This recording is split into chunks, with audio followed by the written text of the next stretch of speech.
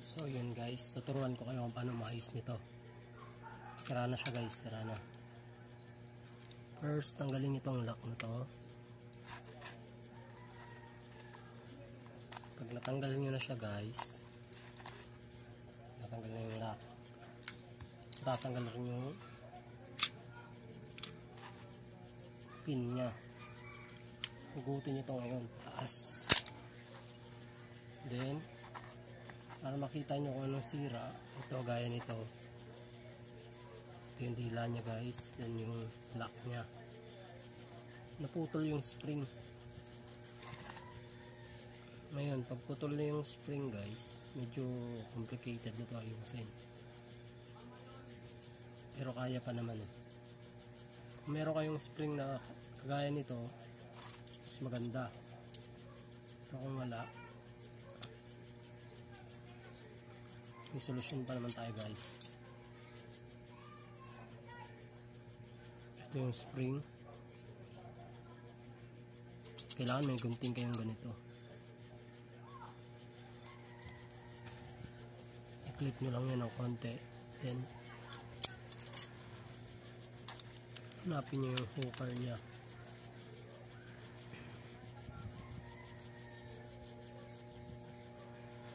Gaya nito, medyo malaki na yung ano nya, sira nya. Ako kasi meron akong pamalit. Okay, pamalit ako guys. Pero kung wala kayo, i-clip nyo lang to. Ito, iaangat nyo lang ng konti.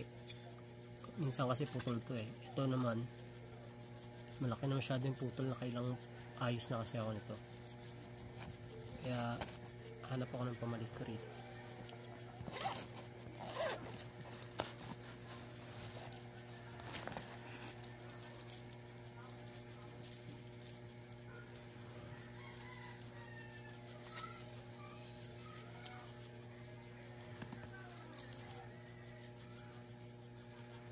Ito guys, may pamalit akong spring.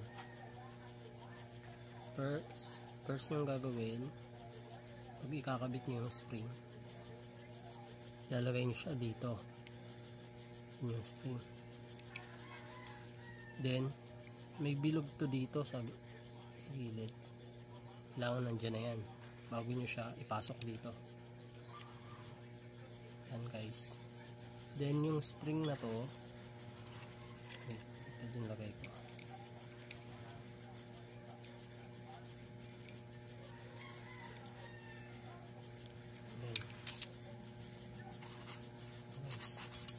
Susundutin nyo yung spring papunta ron sa ano niya, sa butas niya.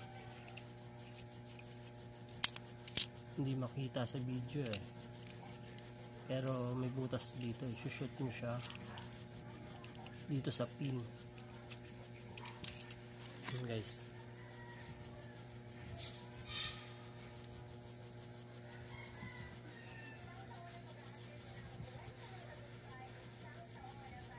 Shoot ko na yung pin nya. Dalawa lang naman yan guys eh, lagayan tsaka yung sa hook up. Ngayon yung kasunod nito, pag nakabit nyo na yung spring, nakabit nyo na siya, ayos na siya, lalagay nyo yung dila nya. Yan, nakashoot dapat sa butas na yun dito guys, oh. Shoot nyo yan siya. Then itong lock, ito yan, lalagay nyo nung nakaganyan. Pero wag nyo muna isasagad kasi meron tong pin dito, yung lock. Ito guys, dapat nakatugma yan lagi. Nandito yung ito guys, oh. Dapat dito yan nakaharap. Papasok nyo yan siya dyan, tatagos sa kabila. Ngayon pipin nyo lang siya ng ganun. Kung matigas guys, pwede nyo siyang pukpukin ng konti para mag-lock siya. Then kung bilog na yung nasa loob, pasok nyo naman ngayon yung pin, itong pin nya. Yan, napasok na.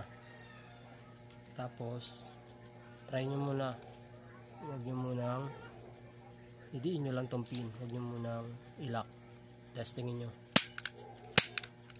Pag tumutunog na ng ganyan yun, maayos na yun guys. Ngayon ilagay nyo na tong maliit na bilog na to.